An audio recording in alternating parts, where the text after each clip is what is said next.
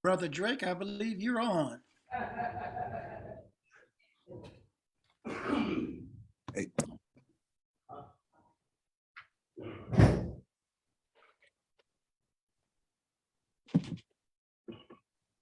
As more people come in the room, welcome to Q's on the Hill 2022.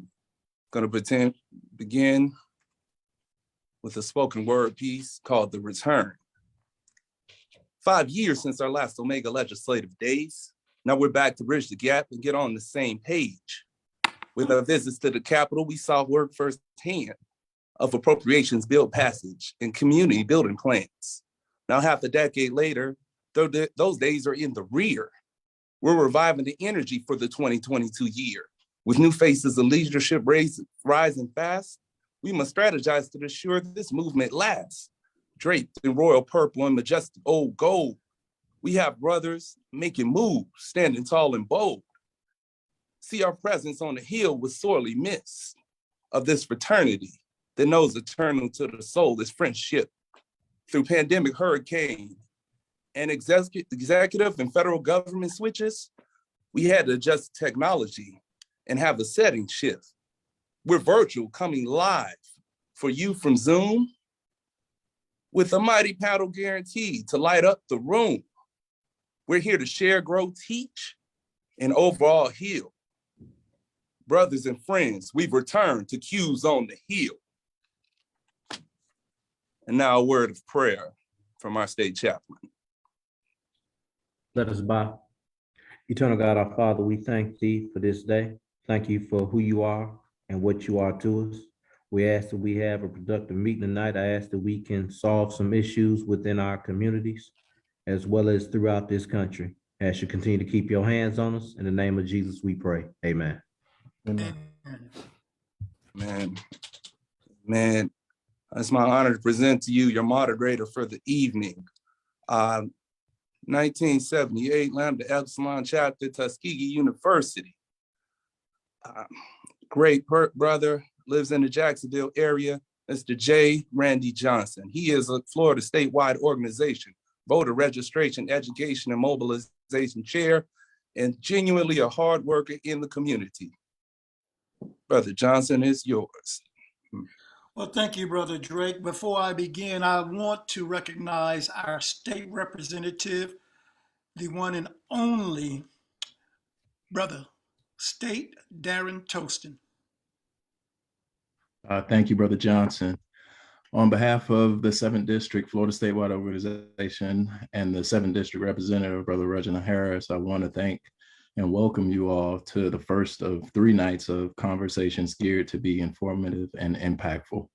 I want to thank Brother Drake and Brother Johnson for their committee and the panelists for joining us this evening. I want to thank everyone that is registered and joining us tonight for this very important conversations that will be, like I said, over the course of the next 3 nights.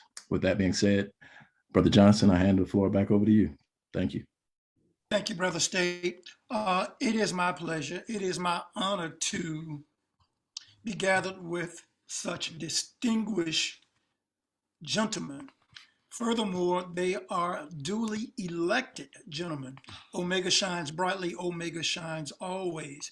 And to let everyone know who the distinguished elected officials are, we will go to our newly minted brother, Brother Tyler Spann, 3, Spring 22, Upsilon Psi. Brother Spann, will you introduce our panelists? I will. It will be my esteemed pleasure. Thank you. I'll start first with Brother Bakari Burns. Bakari F. Burns was raised in Orlando, Florida. He attended Florida A&M University, where he received a Bachelor of Science degree in Healthcare Management and a Master of Public Health, concentrating in health policy and management. In 1996, he joined Bond Community Health Center in Tallahassee, Florida, where through his tenure, he held the positions of Administrative Manager, Finance Director, Chief Operating Officer, and Chief Executive Officer. In October 2003, Brother Burns joined the Healthcare Center for the Homeless Incorporated, HCCH, as President/CEO, where he continues to serve. In 2019, Brother Burns was elected City Commissioner for District 6 in Orlando, where he serves thousands of residents in varied communities, such as International Drive, Metro West, Richmond Heights, and Washington Shores, to name a few. He is a member of Mount Pleasant Missionary Baptist Church, where he serves as a trustee and is the proud father of 3 daughters. He joined Omega Psi Phi Fraternity Incorporated through the Mighty Melodic Buddy Up Upsilon Psi chapter of Omega Psi Phi Fraternity Incorporated, right at Florida A&M University in 1994. And he is now an active member with Chi Tau chapter in Orlando. Moving on now to Brother Christopher E. Benjamin. Brother Christopher Benjamin is a staunch community advocate and of counsel attorney at International Law Partners. He has spent his career helping families navigate the legal processes, ensuring persons receive fair trials, protecting the civil rights of the discriminated, finding relief for injured persons, and helping small business owners establish their businesses. Brother Christopher Benjamin graduated from Florida Memorial University with a Bachelor of Arts in Public Administration and Political Science in 1998, and St. Thomas University School of Law with a Juris Doctorate in 2001. Brother Benjamin is also a mediator and qualified arbitrator. A member of the Florida Bar, Attorney Benjamin served as a traffic magistrate for the Traffic Division of Miami-Dade County Court and special magistrate for code enforcement in various municipalities in the Tri-County area. Attorney Christopher Benjamin was elected to the Florida House of Representatives in District 107 in November 2020. He joined Omega Psi Phi Fraternity Incorporated through Kappa Gamma chapter at Florida Memorial University in 1995 and is an active member with Sigma Alpha chapter in Miami. Now I'll move on to Senator Darrell Roussan. Brother Darrell Irvin Roussan has earned a reputation as a trailblazer in business and in the community. In 1981, he became the first African-American prosecutor in Pinellas County. In 2003, he is appointed the first chairman of the newly formed Substance Abuse and Addictions Task Force for the National Bar Association. Senator Roussan also served as president of the St. Petersburg NAACP from 2000 to 2005 and served on the Taxation and Budget Reform Commission in 2007. Brother Roussan's years of activism, bold leadership, and community service culminated in his being elected to represent Tampa Bay in the Florida House of Representatives in 2008 and served as a representative for 8 years. In 2016, he was elected state senator for District 19, which includes portions of Pinellas and Hillsborough counties. He was reelected for a second term, representing District 19 in 2020. Senator Roussan also served as commissioner of the Constitutional Revision Commission, which meets every 20 years to propose changes to the Florida Constitution. Brother Roussan received a college degree in 1977 from Xavier University in New Orleans and graduated from law school at the University of Florida in 1980. He is married to Angela Roussan and is proudly raising 5 boys while practicing law in the Tampa Bay area with the Rubenstein Law Group. He joined Omega Psi Phi Fraternity Incorporated through the Psi Sigma chapter at Xavier University in 1976 and is active with the Ada Road chapter in St. Petersburg. Now moving on to Commissioner Keon McGee. Brother Keon McGee grew up in South Dade Public Housing and went on to earn a bachelor's degree from Howard University and a Juris Doctorate from the Thurgood Marshall School of Law. He was first elected to the Florida House of Representatives in 2012 for Florida House District 117 and served as the minority leader from 2018 to 2020 when he was elected as Miami-Dade County Commissioner for District 9. Commissioner McGee is an accomplished attorney and the author of the best-selling book, Conquering Hope, The Life You Were Destined to Live.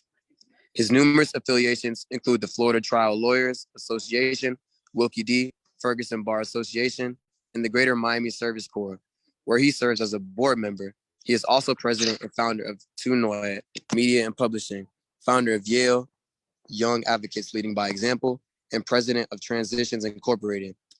He has been named as one of Miami's Rising Voices by AT&T in the Miami Herald and earned the Florida Self-Sufficiency Award in 2010. Commissioner McGee is married to Stacey McGee and is the father of Keon II, Haley, and Hayes. He joined Omega Psi Phi Fraternity Incorporated through Pi Nu chapter in Miami, Florida in 2015 and remains an active member. And last but not least, we have Vice Chairman, Brother Nick Maddox. Commissioner Nick Maddox serves as the 2021-2022 Leon County Commission Vice Chairman. Nick was elected to serve the citizens of Leon County in 2010 with the goal of bringing diversity, increased transparency, and a competitive edge to a county he has grown to love. Recruited to play football in 1999 for Florida State University, Nick left North Carolina for Tallahassee and found the place he would call home. As a running back with Florida State, Nick was a part of the 1999 National Championship team and left in 2001 to play at the highest level, the National Football League. After spending 3 years in the NFL playing with the Browns, Chargers, and Panthers, Nick returned home to Tallahassee and the Florida State Seminoles, graduating with dual degrees in business and real estate while working with the Seminole Boosters in 2005. Nick met his wife, Tina. Tina dedicates her time to empowering young women to be confident through dance instruction and volunteer work.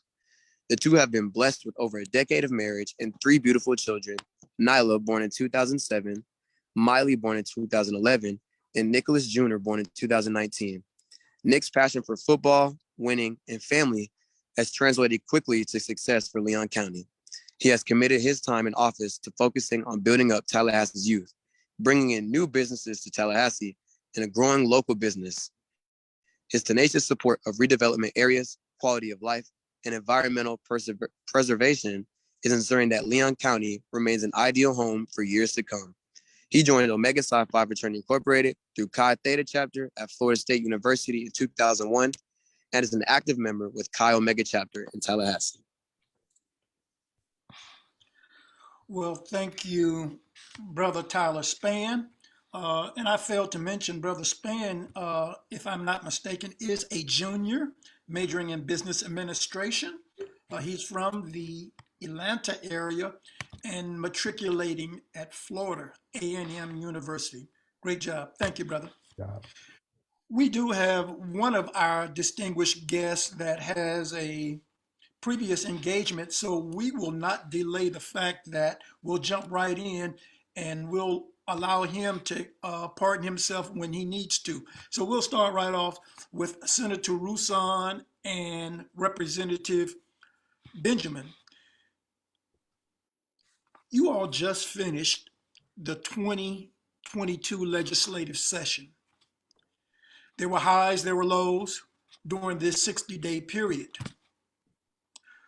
We'd like you to expound on what you'd like your constituents to be aware of. Senator Rouson, will you lead us off?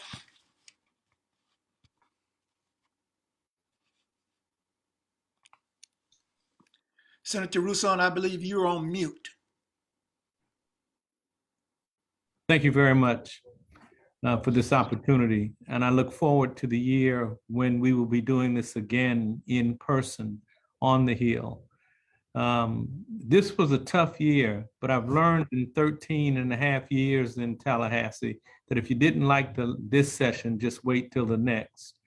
There were a lot of boogeyman issues like immigration, like the Stop Woke Act, which they called the Individual Freedom Bill, the Don't Say Gay Bill, the abortion bill that took up a lot of time. And it didn't leave much time for the legislature to concentrate on everyday issues like affordable housing, rental increases, criminal justice reform, real funding for education. But there were some highlights, not necessarily in policy, but in budget. This was a record budget at $112 billion, $10 billion more than we've ever had in the state of Florida. And there were some projects that got funded. Government workers, for the first time across the board, will receive as a minimum wage $15 an hour. That was significant. We've increased the funding for salary for teachers. We've increased the opportunity to retain detention deputies with the Department of Corrections. So there were some good budget wins. And while we were telling teachers what they could and could not teach in terms of Black history, because it might make some white students feel uncomfortable, this budget contains a record $60 million that will go to 118 organizations, including those in Miami-Dade, Broward, Palm Beach County, across this state, to tell the story of Black history. So while on the one hand, we're clipping people's wings and binding their tongues on what they can teach, on the other hand, we're giving out record funding so that organizations themselves can tell Black history. So it was a double-edged sword. Two of the bills that I'm really proud of is Senate Bill 282, which deals with peer specialists. It allows those in recovery to become certified as peer specialists to reach back and help those who are struggling. Sometimes when you're addicted to drugs, you might get arrested or commit crimes to support your habit. This bill will allow certain offenses that would be otherwise disqualifying to be exempted in the process. So it's really a bill that lifts up the phrase, the therapeutic value of one addict helping another is without parallel. Another bill that I'm very proud of is the Department of Health package bill that I was able to put an amendment on. Right now, the score is 22-0. 22 white-owned firms that have medical marijuana treatment licenses and 0 Black-owned firms. Yet the Black community was 7 to 10 times more arrested, prosecuted, and incarcerated for minor possession of marijuana. In other words, our communities have paid a heavy price for possession, yet we're not participating in the largesse. So I got an amendment through the House and the Senate. It's on the governor's desk now, that last week, March 21st through the 25th, if a Black farmer paid the non-refundable application fee of $146,000 to obtain a license to grow, cultivate, distribute, retail medical marijuana, that fee will roll over to another opportunity if they do not get that license. In other words, Black-owned companies, Black farmers will get 2 shots at owning a license for the price of 1. And it was all I could negotiate in the Senate and the House, but it's at the governor's desk right now. So it was a mixed session. Some bad policy got passed, including the abortion bill, but we had some victories in appropriations and funding. Well, thank you so much, Senator Rousson. And so the question is still open for Representative Benjamin. Tough session, things you liked, things you didn't. The floor is yours, my friend. Well, you can see how effective Senator Rousson has been. And one of the first things I did when I got to the legislature is to go make sure that I visited my senior brother over there in the Senate to get the lay of the land. And so in my second session of my first term, I was able to pass some legislation that I believe was very helpful and effective for Floridians. You heard the brother talk about some bad legislation that was passed, and he talked about the fact that there was a Stop Woke Act that was passed. Well, I had one of the only amendments to that act, and what my amendment did was effectively expand Black studies in the state of Florida, the largest it has been in the last 20 years. So in that amendment, what I attempted to do is to make sure that teachers did understand what could be taught as it relates to Black studies, and to ensure that the colleges and law schools in the state of Florida could still teach race and law in the state of Florida. My amendment kept those things intact. And so I'm proud of that amendment that I was able to work on the bill, although it was a bad bill in general, with many other troublesome things. Also, I was able to pass a bill that would allow our disabled veterans who received 100% disability indicator from the military and whose GI Bill wouldn't pay for their entire education, that state of Florida would come in and we would pay the balance of their education. And so therefore letting disabled veterans who have 100% disability receive 100% of their education paid for in the state of Florida. We also were able to get an exemption that's important for our consumers here in the state of Florida. Most people are aware of our homestead exemption and protects our homes from creditors. And so if we get a judgment, the creditor cannot attack our home. Well, most people don't know that we also have a similar exemption with our automobiles, except for that exemption is only for $1,000. So in concert with another State Representative Gottlieb, we were able to raise that exemption from $1,000 to $5,000, bringing us closer to the true value of what our automobiles are and protecting our automobiles from judgment creditors and bankruptcy. Thank you so much, brothers. Just a small recap. I couldn't get everything, but I did hear, teachers are going to get a little bit pay raise. Disabled vets will be taken care of. I heard funds for Black history. As Senator Rousseau said, if you don't like the session you're in, wait till the next one. We're now going to our commissioners. Commissioners, you heard what our legislators just shared out with us. Taking that into consideration, how will these policies impact your constituencies, or will it have any impact at all?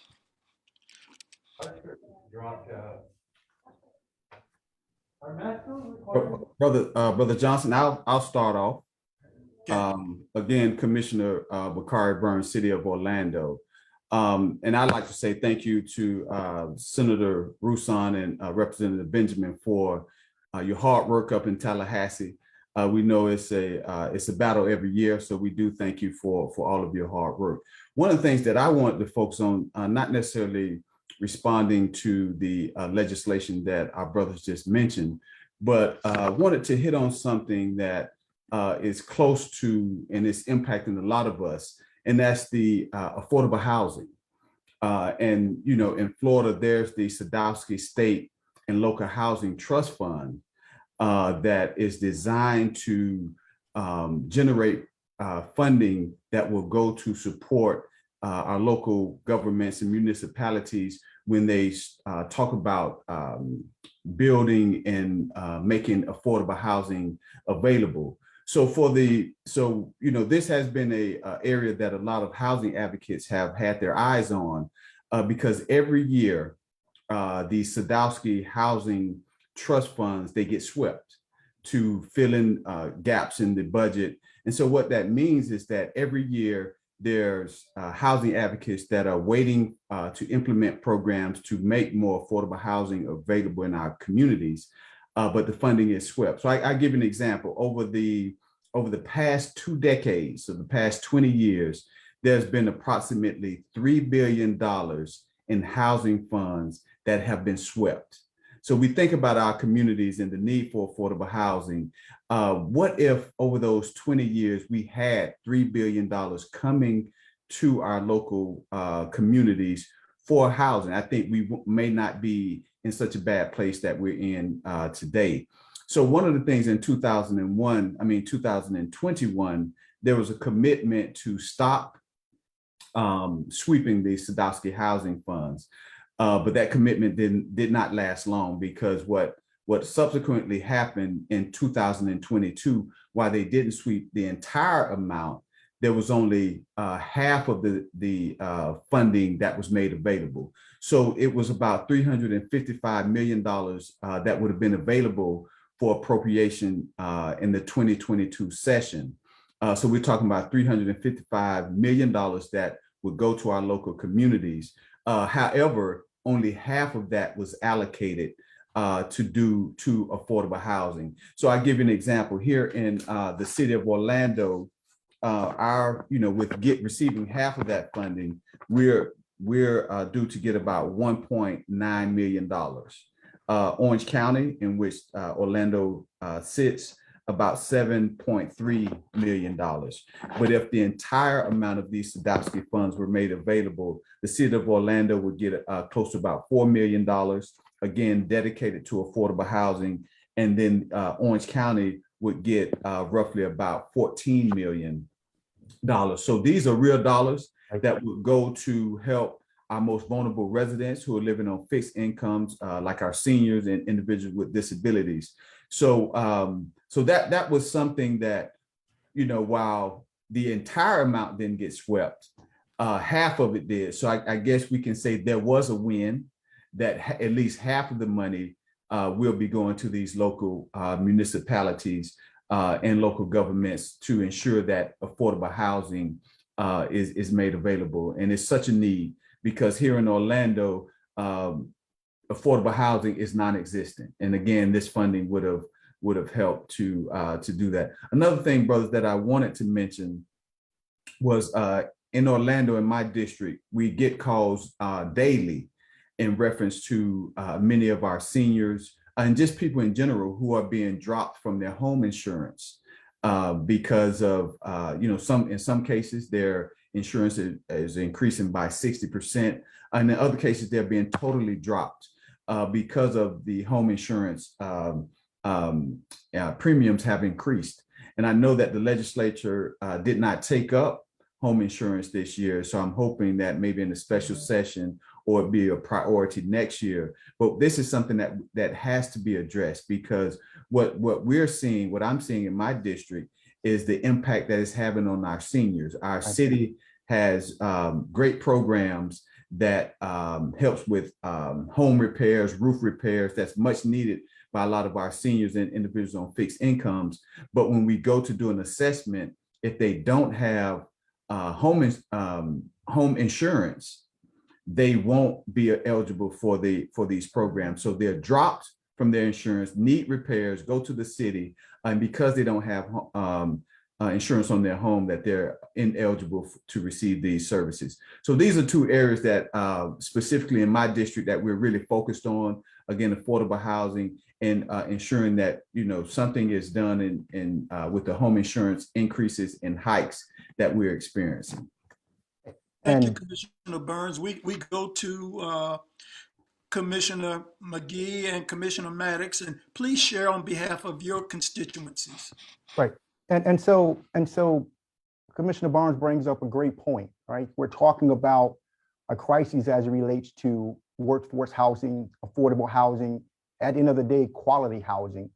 And when there is a raid on the Sadowski funding that we've seen over the years, it basically breaks down that foundational point of bringing forth a great segment of quality housing within our communities. And so this past legislative session, and I got to take my hats off to Brother Benjamin and Brother Rusan for the hard fight. I know what it's like up there in Tallahassee, as I was the minority leader 2 years ago. They did something that's very much needed, and they were able to help pass HJR 1. And essentially, that is an additional $50,000 homestead exemption. And here's the benefit and the beauty of this, because on the 2022 general election ballot, this issue will be there, right?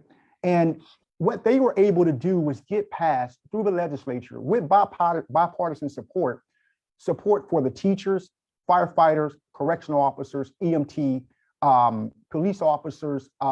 We even talking about child welfare service providers also. They were able to get an additional $50,000 homestead exemption that would benefit those who are within this workforce group who cannot, in my humble opinion, continue to pay the increases in their mortgages, their rents, and their insurance that we just heard so much about from our good brothers Burns here. So HJR 1, in my humble opinion, is something that I believe, whether you're in Orange County or you're in Miami-Dade County or Broward County or any St. John County, any county in the state of Florida, this passes, this will give some sort of relief to the great people who are putting everything on the line day in and day out. And this is, in my humble opinion, one step further in helping to show them how much we truly appreciate them. And something that Commissioner Burns brought up that we cannot overlook.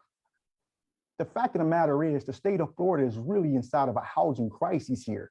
This is going to be the issue that's going to make or break the state of Florida. Most people come here for the sunshine, for the agriculture, for the tourism. But if they don't have a quality housing situation in place where they can allow for their children and allow for their families to reside, then we're inside of a very bad predicament. And lastly, let me say this before I pass the mic over here is, think about affordable housing and workforce housing and quality housing, not only as the final straw that broke the camel's back here in the state of Florida, but understand that these rental fees, the cost, the association cost, the insurance, these items are not going down. The new normal is wherever it is now. So what we have to do is join forces and allow for us to have these conversations statewide across the 67 counties. Because let me honestly tell you, if a brother is hurting in his family, if they're hurting in Miami-Dade County and they're hurting in Orange County, think about the two economies that are brought to the forefront here. You're talking about Disney, you're talking about Miami, you're talking about South Florida, you're talking about Tampa. If those areas are just uncontrollably out of reach for individuals for housing, then you got to start asking the question then, if the tax collector is not able to assess taxes to those particular units, then how are we going to pay for more of the social services programs and other programs that are needed in order to keep Florida afloat? So that's my 2 cents on that. But I truly believe workforce housing, affordable housing, and quality housing is going to be the issue to come. We now go to Brother Maddox. Thank you, brother. I think no doubt about it. The brothers hit on a great point there when they talked about affordable housing being the biggest issue, but I want to take a slightly different approach here. One thing that I've noticed since my ascension to public office in 2010 until today is the lack of a bench as far as our elected positions are concerned, especially when it comes to African Americans in these positions. I think we got to get ourselves ready to run, get people ready to come behind us, because some of us are getting older too. Some of us want to move on to other positions. Some of us want to look at other things, but it's hard to move on when you're not sure that you have someone that you can trust coming in behind you, because you build legacies that you want to hand off to someone that you feel like is going to continue or improve on that same legacy. It's no different than building a business. So one thing I want the brothers to think about here is how do we create a situation where we get brothers ready that are willing to put themselves in a position to want to run for office. It's not it's not the easiest thing in the world. It's not, it's got a lot of pressure that comes with it. The spotlight's on you, you're always in the fishbowl, but at the end of the day, that public service is worth it. And the people that you're going to serve is worth it. And especially when it comes to helping our people.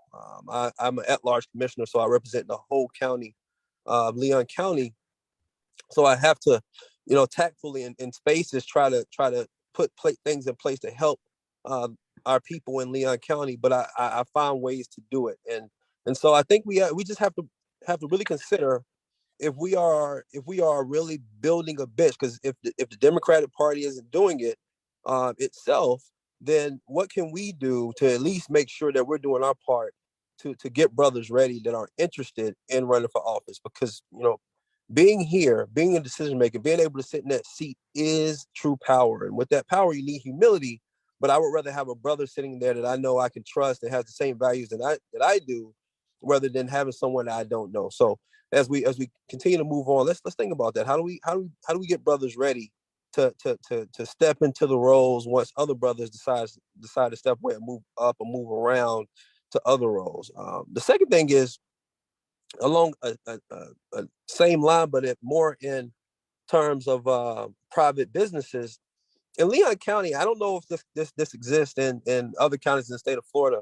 We have a huge problem filling our MWBE requirements. You'll be surprised how many $5 million contracts we have that once it comes across our desk that said that, well, there is no MWBE on it because we couldn't find MWBE qualified to take the contract. And so that's, it's something as simple as demolition businesses, glass makers.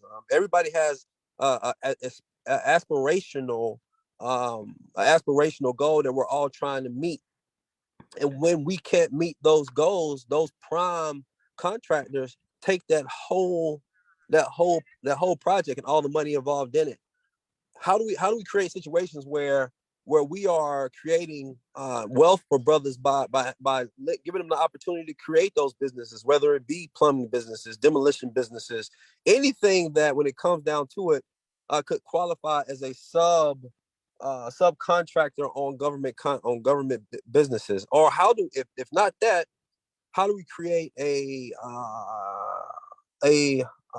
directory of brothers who do those businesses or who have those businesses that would be willing to travel to Leon County for that business as a subcontractor? There's just different ways between power and wealth, and I think we need to start thinking about really how we build that within our own ranks. That I think we have to get serious about. But I will say that again, affordable housing is crucial when it comes to the future and how fast Florida is growing. One thing in particular when it comes to affordable housing that I was really interested in when I got into office was subsidized housing. I'm talking about housing projects. If you get a chance, especially in Leon County, I had a chance to walk through our housing projects, one being Orange Avenue and the other one being Joe Louis. And when I walked through them, I felt absolutely horrible for the people that live there, because it's like living in a concrete block with a door. Yeah. And no one should have to live like that in 2021, 2010, or 2014. And so I made it my business to partner with the Housing Authority to see how we can go about rebuilding or redeveloping our Housing Authority properties to create a better living situation for the people who are there. We were able to bring Purpose Built to town, and they were able to help us out a little bit. Now we're already on our way to rebuilding an Orange Avenue Apartments, which now is going to be it's all torn down. It's going to be a mixed income, mixed use development when it comes about. But 100% of the people that lived there when it was built will be able to come back. But if not, would they have to have as many units that are subsidized or subsidized housing as they did prior to it being torn down? So these are issues that just interest me. But if any, those first two that I talked about, because nobody's going to care about us the way we care about us, and so nobody's going to care about what's going on in the projects because they just can't identify with it, or they can't identify with the people that live there. But I guarantee you that all of us that are on this call can identify with it, care enough that they're living in those concrete blocks and want to have those properties redeveloped so they can live like people in more aspirational parts of town. So brothers, let's get serious about those things, and I look forward to continuing this conversation today. Well, we've heard from all of our panelists, and we will continue to hear from our panelists. If you're tuned in now, you're listening to Q's on the Hill, sponsored by Florida State Organization of Omega Psi Phi Fraternity Incorporated. I want to recognize a number of our viewers. They've logged in, and I'm overwhelmed at the response that we're getting. They're thanking the commissioners, the senator, the representative for sharing out, talking about issues that our community needs to hear about. We've covered teachers, we've covered disabled vets, funding for Black history, affordable and quality housing, protecting our home insurance, especially for our seniors, helping to build opportunities for business in our communities. I'm missing some things, but one last thing I do remember: building legacies for those that come behind us. We need to be encouraging others to seek out these offices as well. Brothers, you're just popping all the bubbles here. As we move along, our next question talks about how do we ensure that these resources get to our people? We know the resources have come down from the national level through the state level.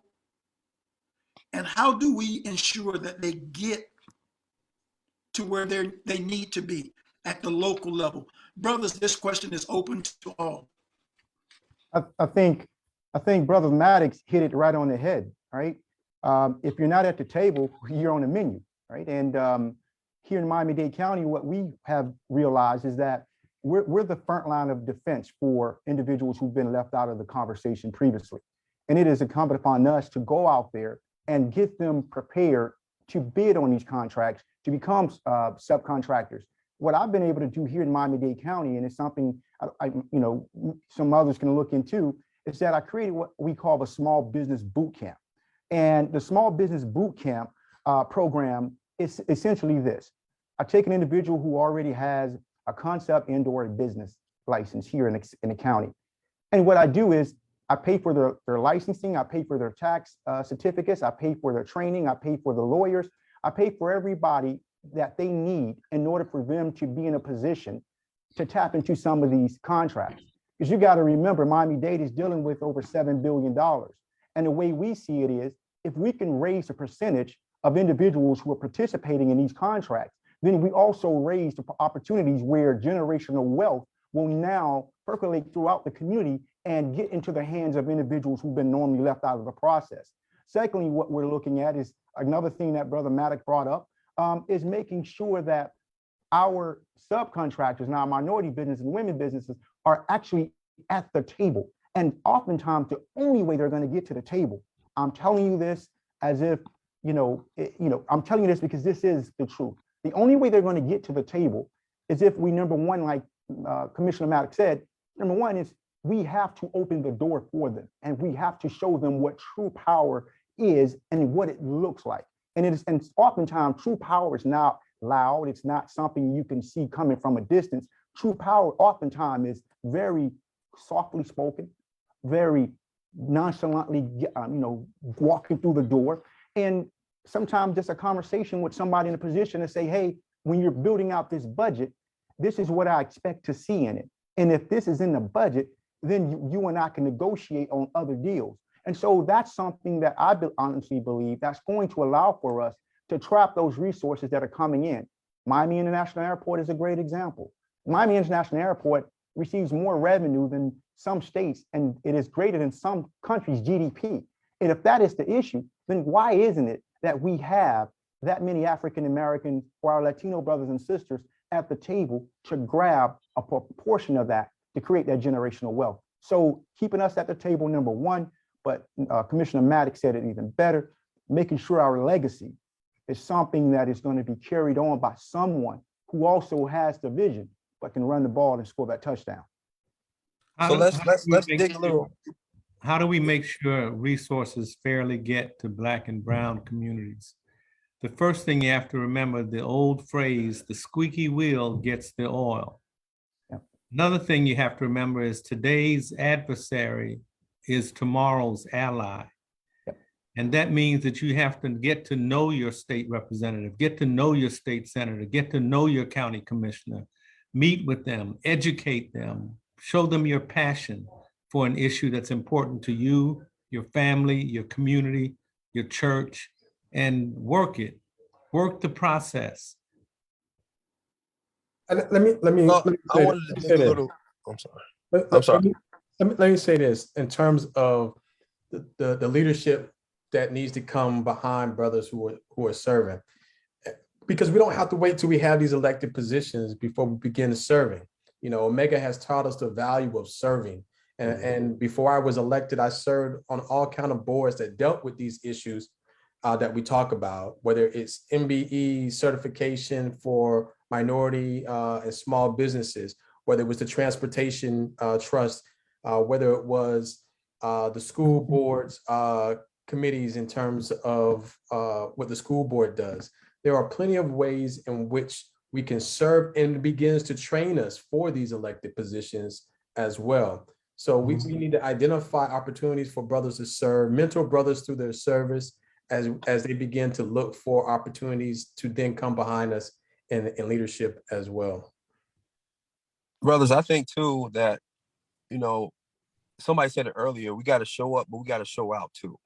I was having a conversation with a friend of mine, and I've sat through hundreds of county commission meetings, blueprint meetings, and I know 5 people that I know is going to be in every single government meeting I got. They're going to be there. I've never been in a meeting where brothers in mass, I'm just talking about Black men, but it would be absolutely amazing if it was Omegas. If brothers in mass showed up to a meeting dressed suits, ties, pants, polo, I don't care, but showed up and just sat and just watched the meeting. And I wondered to myself the kind of effect that would have on the board sitting there looking out into the crowd. Because let me tell you something, we know who's out there. We know who comes to the meetings. And when someone shows up that we've never seen before, we think to ourselves, okay, why is that person here? What issue are they here on? What neighborhood or are they coming to represent? Oh, that person's probably here on the universal garbage pickup. And that person's probably here on this issue. And that person's probably here on that issue. But if we showed up with no apparent reason why we're there, but besides just to be engaged and then listen to the process, learn the process, and then starting to speak out when we show up, I'm telling you that right there will move more resources in our direction than sometimes than even having someone in the seat. Because one thing I'll say, public office is not for everybody. It's not for everybody. It's a dirty game. It's a hard game sometimes, and some people get really nasty with it. But for those who sit in those seats, it can be rewarding, but it can also be very, very limiting. But if you're not sitting in that seat, if you are a constituent sitting in that crowd, you can say whatever's on your mind, any way you want to say it, and not have to worry about the repercussions of being an at-large commissioner and having to kind of tailor what you say in a way that it's not going to offend people that are on the north side of town or offend people who are on the white side of town. You can say it exactly how it is. And so I encourage brothers not just to start being a part of those committees and meeting with us individually, but take 5 or 6 brothers and just show up to a meeting. Yeah. And just introduce yourself. How do we get those dollars that have been promised to us? How do we get them into the community? I saw Brother Burns, Commissioner Burns, and he'll be followed by Senator Rouson. Right. So, brother, I actually wanted to piggyback on what both commissioners has mentioned, the minority and women business enterprise, because I think that's one opportunity that exists where here in Orlando, we have the ordinance that designates 24% of all contracts must have minority participation. So I'll give you an example. Just in the city of Orlando, there's on an annual basis about $300 million worth of city contracts. So if you take that 24%, so we're talking about roughly $72 million a year that should be in the hands of minority and women-owned businesses. And so when I was elected and got on the council, I wanted to know how well had the city of Orlando been performing against that 24%. So I asked for 5 years worth of data. And it came back to me that, there's a 24% goal, but the average we were reaching was about 11%. All right, so less than half of the participation was actually being reached. And what was more interesting is that nobody knew that. Nobody was checking. Nobody was following the ordinance to ensure that those funds or those contracts were going into our minority and women-owned businesses. So one of the things that I'm putting together, and I love what Commissioner McGee mentioned about the Black Business Incubator, but also we have to get real resources in the hands of our Black and our minority, and I'm gonna say Black, and our Black businesses. And so we really have to ensure that we're making investments in the Black business ecosystem.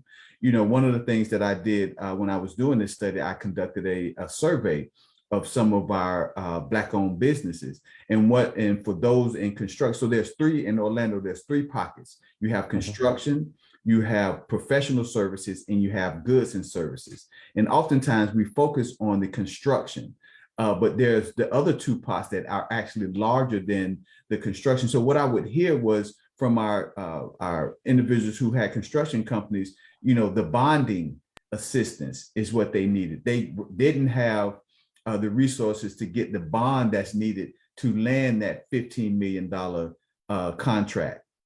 Also, what I heard was access to capital. They would apply for or respond to the opportunities, but they needed access to capital to scale their businesses up. And oftentimes that was an issue. And then also we heard from factoring, factoring support. So if I have a business and I provide the service, but I know that I won't get paid for another 45 days, oftentimes small businesses can't wait that long to be paid. So they involve factoring companies that they send the invoice, they get paid right away, but oftentimes they're spending between 6 and 10% of that invoice. And so what we have to start to look at is, what can municipalities do to truly invest in our Black business ecosystem? So I'm actually pulling together a document that I'll be presenting that will do exactly that, provide the real resources, provide real capital in the hands of these businesses. But also we have to make sure that these Black businesses or the minority businesses don't encounter the unnecessary barriers that they experience when just simply registering as a minority business with the city or with the county or with the local airport. So again, I think, the MWBE programs that many of our communities have is a great way. But oftentimes, if we start to look at the data, because they'll say 24%, they say we perform well, but get the data, see what the true numbers are, and then push your mayors, your fellow commissioners to make those investments, those real investments that will put real money into these Black businesses' hands so we can grow. Because as Commissioner McGee mentioned, there's a lot of generational wealth that our municipalities, our cities, and our counties create for others. Now we have to get our part of the pie. Because when I talked about the 300 million, we should be getting 72 million in our communities. With that 11%, guess what? We're getting half, about 30 million coming into our communities. So imagine the ripple effect that would have if you have Black businesses who now can support, the local nonprofits doing this great work, who can now support, others, provide scholarships and things of that nature. So again, we have to, follow the money, but we have to also have a plan to present to say, this is where the money should go. Thank you, Commissioner Burns. We're going to go to Vice Chair Nick Maddox, but before we do, I want to tell you, the chat is on fire. They are fired up and ready to go. Vice Chair Maddox, you have the floor, sir. Thank you. Another thing I think brothers need to be aware of is some of the benefits of like let's say a CRA or other development or other governmental entities whereby, let's say, brother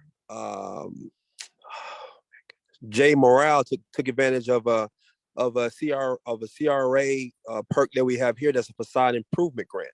So you go to your CRA with a budget and talk about the facade improvements that you want to do, because it's a program that they have, and then they're able to give you dollars towards that facade improvement. And so a lot of that CRA stuff is on businesses, but when it comes to getting money out in our communities, and let's say you don't own a business, there's different programs that we have at the local level that we can get out money to our people if they're aware of it. But the thing is that you have to go through the process, okay? And the great part about it is that you have people like us in office, like these brothers that are in office now, that are willing to help you get through the process. And maybe you have a little bit of influence, but at the same time, you have to do your part. You have to do your part in the process to move things forward. We can't do your part for you. But there are programs out there, like not just MWBE, like we talked about, but programs out there for facade improvements. There's programs out there for solar panels on your homes. There's programs out there to make your home more energy efficient. There's things out there that we have, or assets that we have, that we're trying to give money back. Last thing I'll say is, especially during COVID, we were given grants to businesses upwards of $45,000, and this is on top of the money that the PPP loans. This is local money that we were giving out. And so, brothers, just keep your eyes open, keep in contact with us, and we have those assets ready, and money's ready to put into our communities. But our communities got to be ready when those monies come available. Thank you. As we continue on, I want to remind everyone you're listening to Cues on the Hill, a dialogue and conversation with elected brothers throughout the state. We want to give a big shout out to our Civic Actions Chair, Brother Russell Drake. He orchestrated and put this all together under the leadership of our state representative, Darren Toston.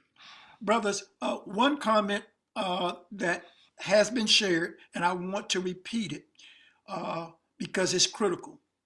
The question in the chat was, let's be sure to emphasize Black over minority. That way we don't get lost in the echo chamber. Great dialogue, brothers. As we move further, we switch trains slightly. You know, one of our foundational goals is mentoring. We know all too well we have a pipeline of school to prison. If one of our foundational service opportunities is mentoring, as duly elected officials, brothers, how can we impact that school to prison pipeline?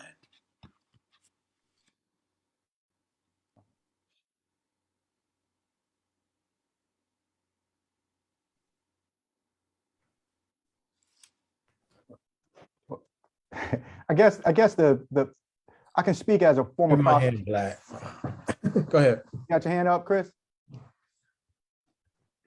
No, Commissioner McGee has the floor, and then we come back to Representative Benjamin. Oh, thank you. And that's one of the questions that we dealt with as a former prosecutor. You know, I dealt with that question, you know, regularly. And what I found is something that Brother Rusan has pushed for years. And it's something that, you know, we tagged along and he created. You know, we got to look at the quality of life type of crimes, the small ones. And we got to look at how our society has baked in these elements that will hamper the growth of young Black males, right? In particular, we're looking at something as simple as a suspended license. You know, most people say, okay, it's just a suspended license. Well, unfortunately, in the state of Florida, with a suspended license, that basically right there places you on a route straight to prison, because chances are you're pulled over, you're driving with a license that's suspended, and let's just say it's multiple occasions. Now you have a felony conviction, a felony record. You walk into court, you simply go in and you think you're going to get a slap on the hand. You're going to take a credit time served. And once you take that credit time served, that is essentially a conviction. So now you lose access to scholarships, you lose access to other benefits out there that are very much important to your survival. Once you lose that, now how are you going to get back and forth to your job? So now you have to take another opportunity and get on the road and drive yourself to your job while on a suspended license. And what ended up happening is, if you do it so often, something as small as a suspended license creates a pipeline directly into the prison system, because this is how the system is set up. It starts off very small, but it ends up being something as momentous as a mountain. So the way we need to attack this thing is, we just need to continue to educate our community as to the do's and don'ts, the consequences of the actions. I can tell you when I was facing prison time, as a matter of fact, I believe I was facing between 15 and 20 years in state prison. And you know, when it came back not guilty, I still remember my mom looking at me and saying that this was God's way of saying to you that you have to stand in the gap for brothers and sisters who are not, or who did not have the same end results that I had, to be able to stand here and talk to you today. And I can tell you that I've seen, because I've prosecuted these type of cases, where brothers and sisters, they simply had like a big brother, like a Christopher Benjamin around to educate them about the laws and the elements and what goes into each and every last one of them every time you participate in society. They would be better off. But until we go back to what you stated earlier, to the mentoring, educating them, but more than anything, using our own life stories as a way to get them to realize that this prison to pipe, this pipeline to prison is real, that's then and only then I think we're going to be able to have a huge impact on the decrease in the amount of individuals who are going into the system. Okay, we go to Brother Representative Benjamin, followed by Vice Chair Maddox.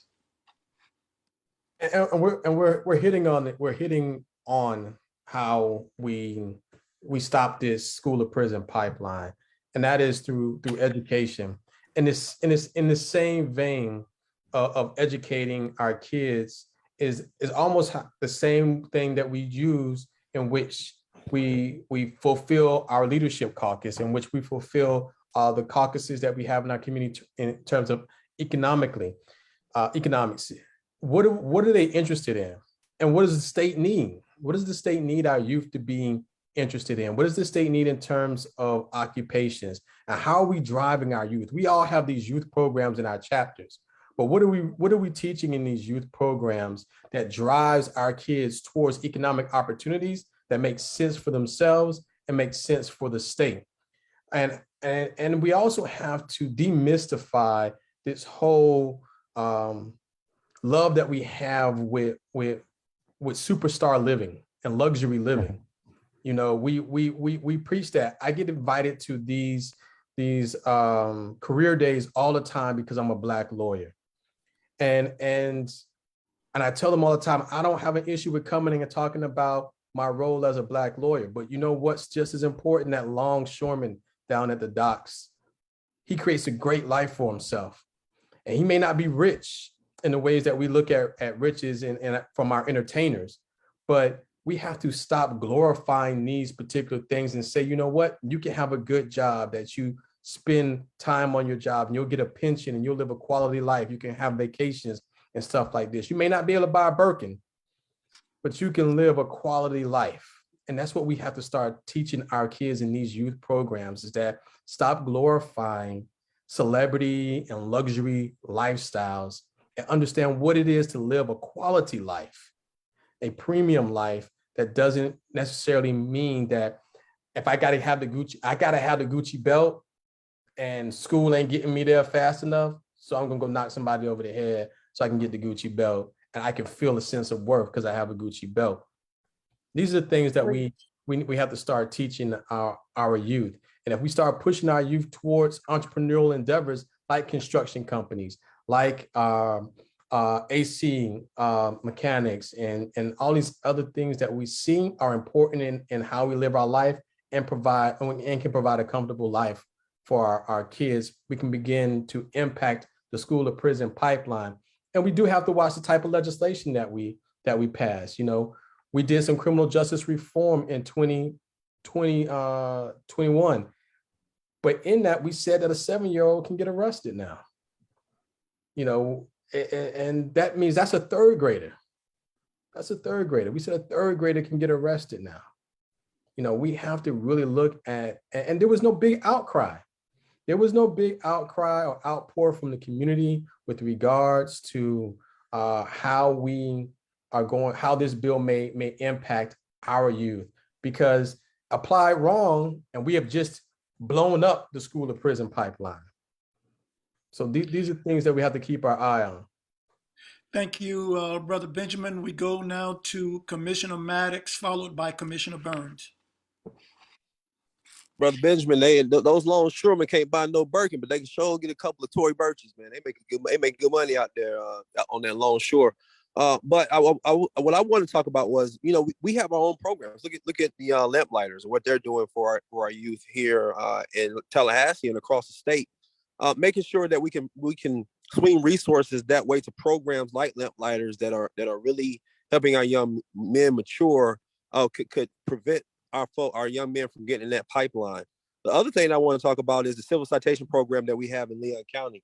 We just had a conversation probably about a week ago where we were talking about the word decriminalizing marijuana in Leon County. Let me be very clear about it. We can't decriminalize anything at the local level. What we can do is we could have created an ordinance that made it a civil penalty instead of a actual felony. to possess 20 grams or less, I believe it was, is what we were looking at. But the key there is looking at, just how do we fund the programs that are helping our young men. But then again, also, how do we look at programs like the civil citation program, whereby if someone's pulled over and they got less than 20 grams or less, the officer has the option to give them a civil citation instead of arresting them. And then, looking at this thing statewide and nationwide, our brothers at the state, how do we move this ball down the field when it comes to statewide, looking at legalizing marijuana at the state level, then pushing for the federal level as well. We absolutely, and the reason I did not vote in favor of moving towards that 20 grams or less civil citation programs, because our officers, our sheriffs, and our state attorney here locally in our district is doing very good at using our civil citation program. We have no inmates in our jail out of the 1,200 that we have there. None of them are in jail specifically for just a 20 gram or less offense. So we're using those programs, and we're doing it the right way here. But I'm interested to see how it's going across the state, because it's those little things like Commissioner McGee talk about, that stair steps from one thing to another. Because once you're in that system, you are absolutely in that system. So support for our programs like Lamp Lighters that are helping our young people is one way, and the other way is looking at programs like civil citation and other programs that could keep a restorative justice, that could keep our people from getting arrested and being put behind bars. Commissioner Burns? Yes, thank you, brothers. I'd like to just, kind of take a different approach to this and really get, everyone to recognize that a lot of our brothers and sisters, our young brothers and sisters, are dealing with some trauma.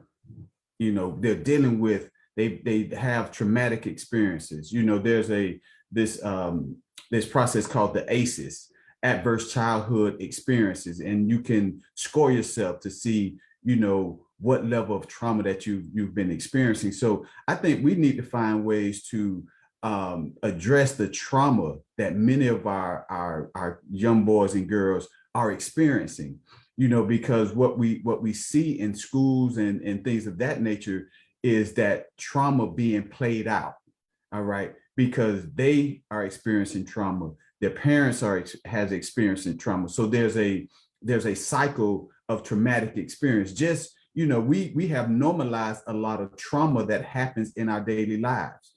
How many of us, have a family member that has been sentenced to prison?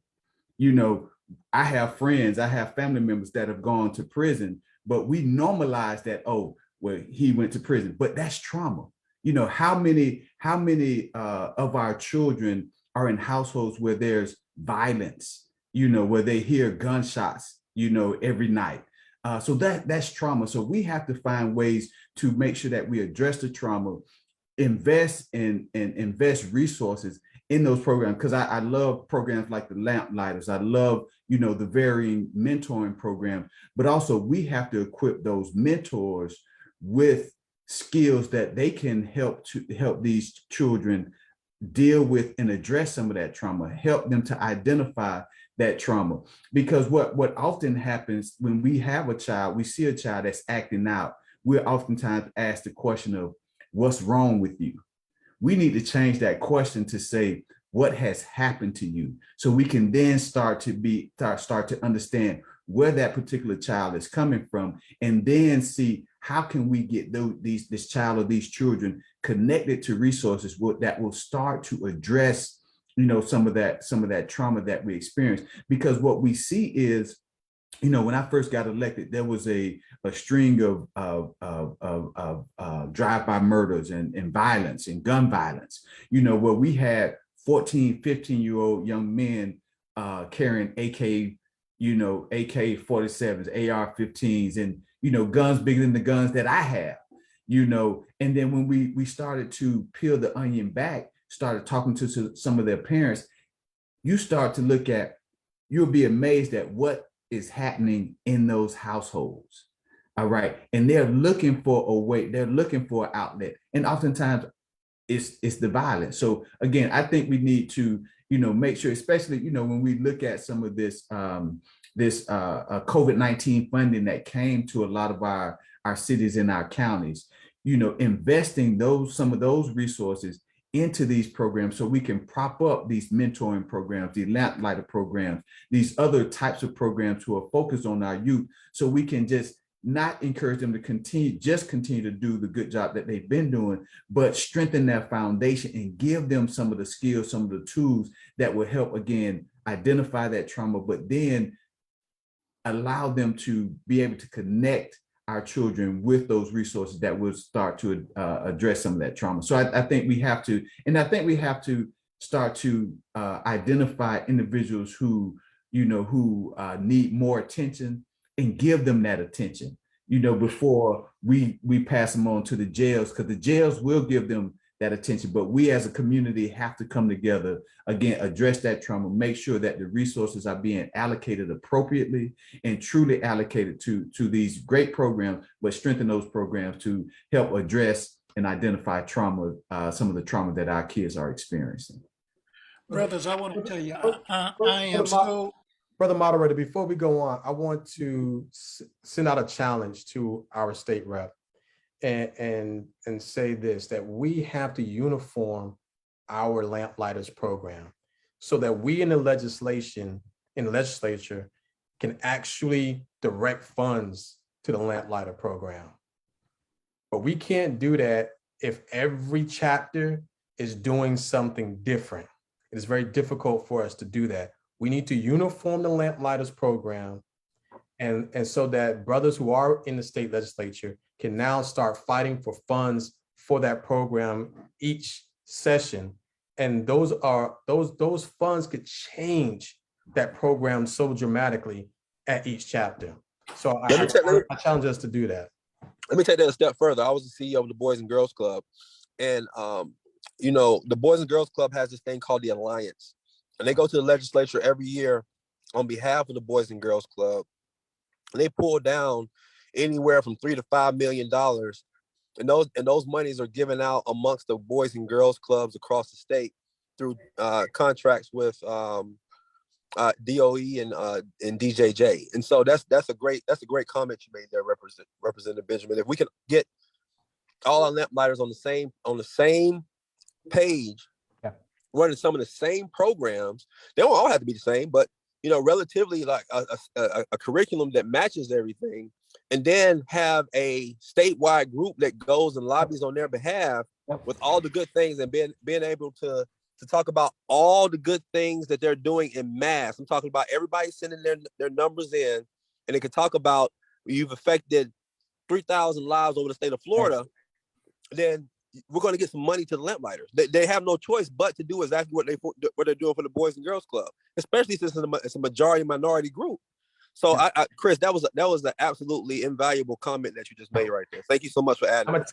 I'm gonna tell you, I talked to the Boys and Girls Club, and they're saying they would join us, they would partner with us to make sure that these programs had what they needed, and so that we can draw down the funds that we needed. Chris, you're gonna make me reach through this cameraman and just give you the biggest hug in America. That, in my humble opinion, that observation you just made is probably going to be the game changer that we've been looking for. You know how they always say there's a nugget in pretty much every conversation. I think thus far out of this conversation, that nugget you just planted and that seed you just planted, I think it's gonna be the one that we need to jumpstart everything here for us. So I love it. And you have my full support on that, you know that. But that is going to be the game changer right there. That's huge. That is huge. Let me add one more piece of that, Chris. I'm glad that the Boys and Girls Club is looking to help, but man, how powerful would it be if we were able to pull together on our own and have that kind of organization lobby the legislature with a joint 501c3 that could pull down those funds. I just think it's powerful to be able to do stuff and say we did it. We put that together. We did it. Full black. We did it. We didn't need help from nobody else. We did it, and we got the people in the legislature to push it. Yeah. We just need an organization now. Yep. So brothers, if I may, I tell you what, I'm looking in the chat, and the chat is on fire. You got me lifted up. I must say, while we have other questions, we're up against a hard time. And I know several of you brothers will have to come to a close. But as we move forward, let me once again remind everyone you're listening to Q's on the Hill, sponsored by the Florida State Organization of Omega Psi Phi Fraternity Incorporated. And as we get ready to move to a close, I want to open the door for our social and civic actions chair to give him a word as he gets ready to close us out. And perhaps we'll even have a moment for our state rep to conclude this program. Outstanding, brothers. Brother Drake. Yes, this has been very outstanding, man. I thank you, brothers, just for the opportunity. Is Brother McGee, I believe, is Brother McGee still on, or did he have to jump off? I'm here. I'm still here. I was gonna say, if we can, as we come to a close, I want to get you for closing remarks right now, because I know you got a hard stop, my brother. I just want to say thank you to everyone. This has been one of the most informal and informative conversations I've had quite some time.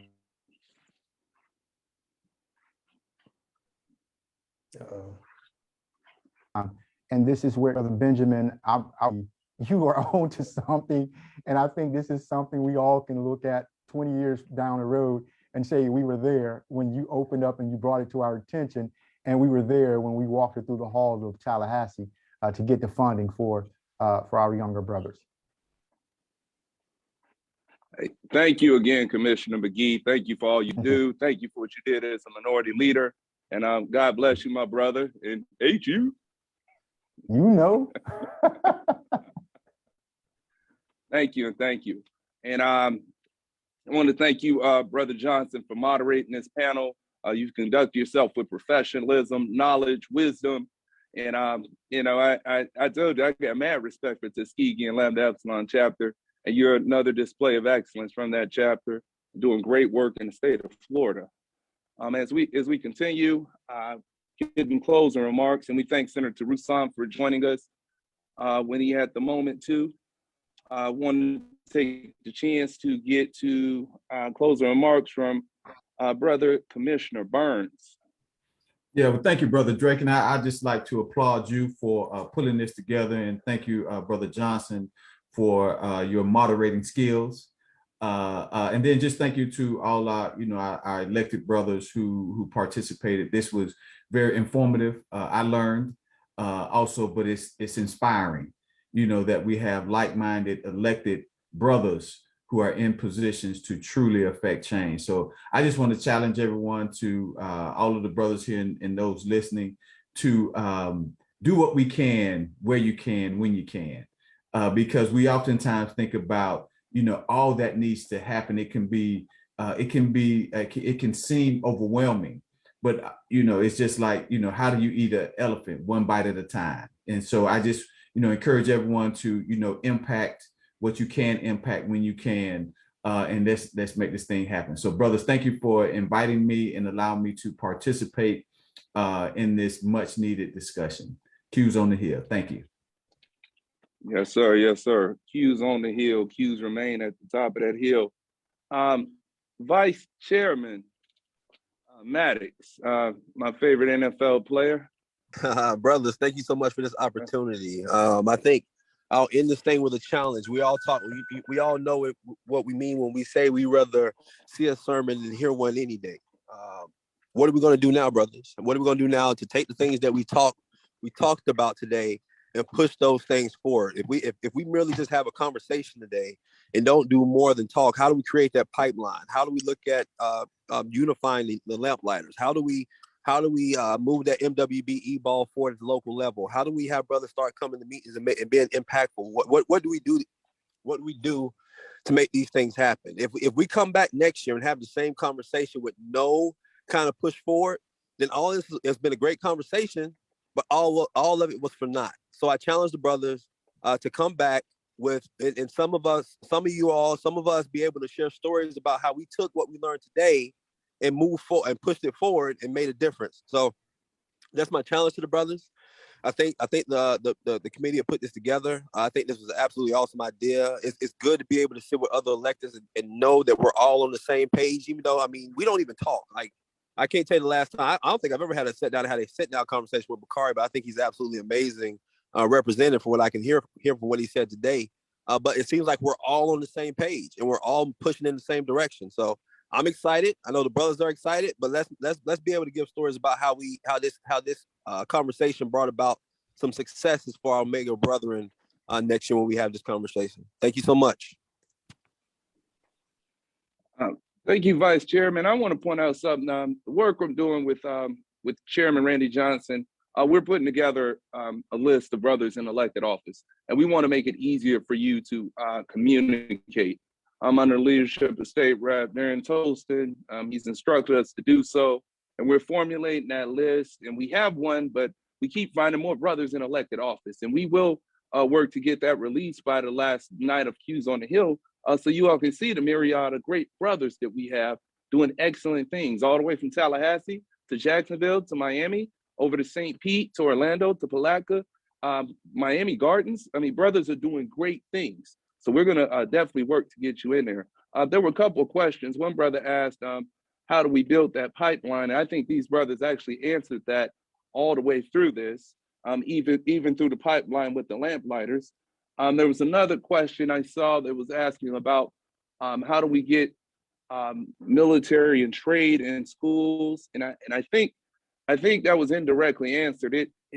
It's going to come from us dialoguing and working and planning with the youth and growing them straight up through. That's really what it's got to be. And I think we got remarks from everybody, and we're going to get remarks from our state representative, Christopher Benjamin. And just as a point of personal privilege, Brother Benjamin is one of my favorite brothers. I remember when he was at the undergrad representative level in the fraternity, and he's continued to do excellent work. Brother Benjamin. I just want to thank everybody who was involved in putting the program together. It was a pleasure to be here and to be able to dialogue with my brothers on what seems like every level of our state with regards to leadership and government. And I'm going to continue to put out a challenge to let us go further than what we think about. I've heard over the years, we're a C7, we're a 501c7, or we have this 501c3, and we feel a kind of way about these things. But there's a C4, and there's ways of us getting politically involved at the state level. And I would like to see us get more politically involved. There are organizations that have legislative arms for their entities. I want to see something like that for Omega. And so I challenge us to think outside of the box and to bring solutions to bear with the problems that face us in the Black community. And that is what we are tasked to do as an organization. It's what our founders tasked for us to do the moment those undergrads looked over the hill and said, who among those are ready for leadership in their community? And so for those of us who have stepped forward and are providing that, we have a job to make sure that we're replaced with good people. We have a job to make sure that our community is built up. Continue to do that. And Vice Chair Maddox, since the governor has vetoed the congressional maps, I have to be back in Tallahassee from April 19th through the 22nd. So triple SO, brother, triple SO. For sure, bro, for sure. Hey, listen, one thing I was gonna say, Chris, I was thinking they got Ruth's list. Why can't we have the Q's list? I mean, the model has already been built, fellas. All we gotta do is take it, copy it, and make it our own, man, and just continue and push it. And this could be on a national stage. It ain't just gotta be local, the state of Florida. We got influence nationally, man. We got brothers that can do stuff all over this nation. So it's a great challenge you put forward right there, Chris. Yes, it is. Yes, it is. I like that. Let's get Q's list going. We can do that. And Brother Johnson, I thank you for moderating. And brother, you've worked tirelessly in the effort for uplift, for humanity, for voter registration, education, mobilization. My brother, please give us the final words before we dismiss. Well, protocol, bro. You want to make sure you get that your state rep Get the final words if he We wants to. won't Right? forget the state rep. State rep is going to get the last word here. But I am so lifted, brothers. I tell you, I learned a lot, you know. Even though I came across these sayings in 77, I'm still learning stuff today. And I learned a lot, but one thing kind of sticks out.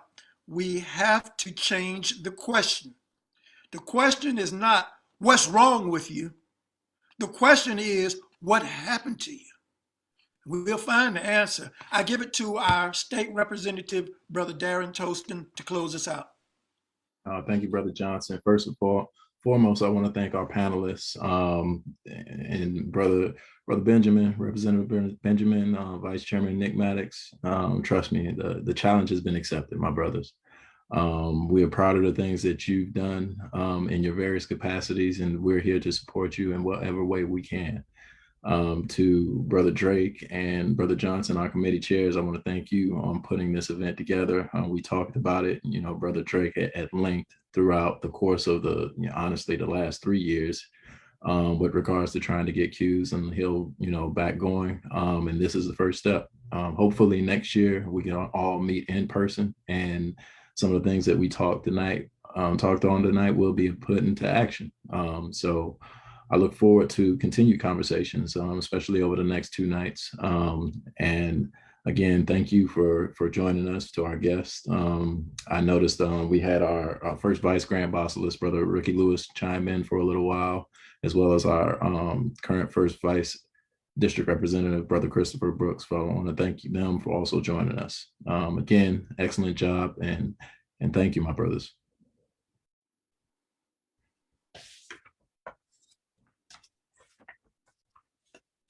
Again, brothers, don't forget to join us for night 2 tomorrow night, mayor to mayor, and also on Thursday, night 3.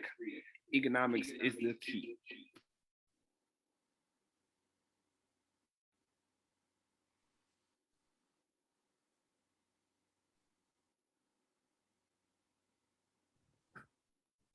Rudolph. Excellent job, bros. Appreciate you, everybody, for participating this evening.